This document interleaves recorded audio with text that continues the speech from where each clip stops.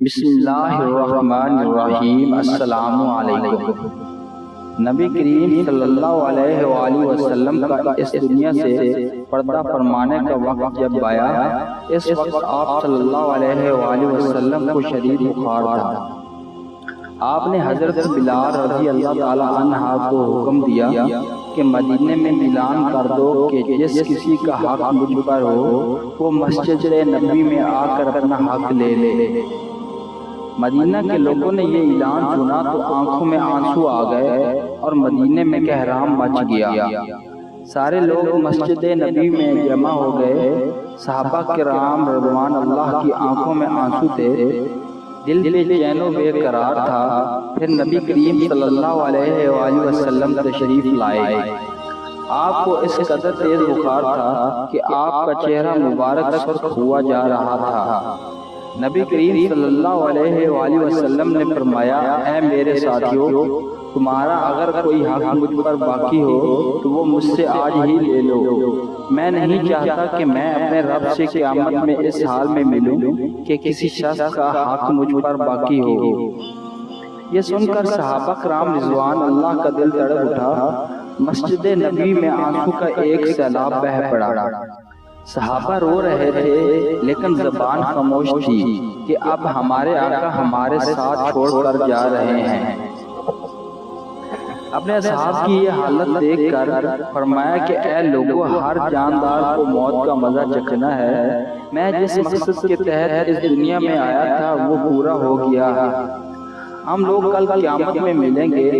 ایک صحابی کھڑے ہوئے، روایتوں میں ان کا نام عکاشہ آتا ہے۔ عرض کیا، یا رسول اللہ، میرا حق آپ پر باقی ہے۔ آپ جب جنگ احد کے لیے تشریف لے جا رہے تھے تو آپ کا کوڑا میری پیٹھ پر لگ گیا تھا، میں اس کا بدلہ لینا چاہتا ہوں۔ یہ سن کر حضرت عمر رضی اللہ تعالی عنہ کھڑے ہو گئے اور کہا، کیا تم نبی کریم صلی اللہ علیہ وآلہ وسلم سے بدلہ لوگے؟ کیا تم دیکھتے نہیں کہ آپ صلی اللہ علیہ وآلہ وسلم بیمار ہیں؟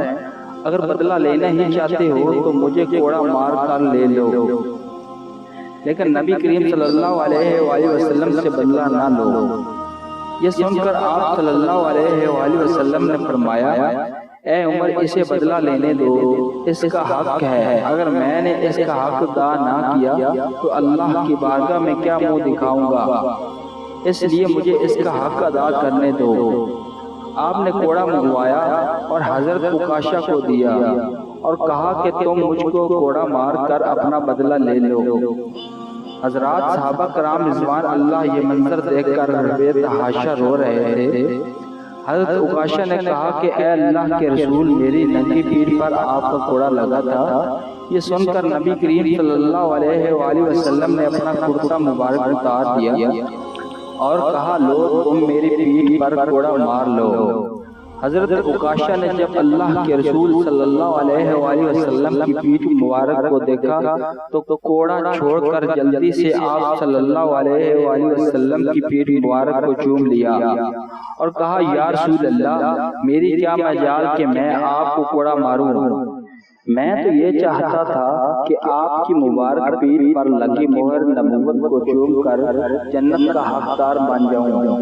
یہ سن کر آپ صلی اللہ علیہ وآلہ وسلم مسکرائے اور فرمایا، تم نے جنت واجب کر لی ہے۔ سبحان اللہ۔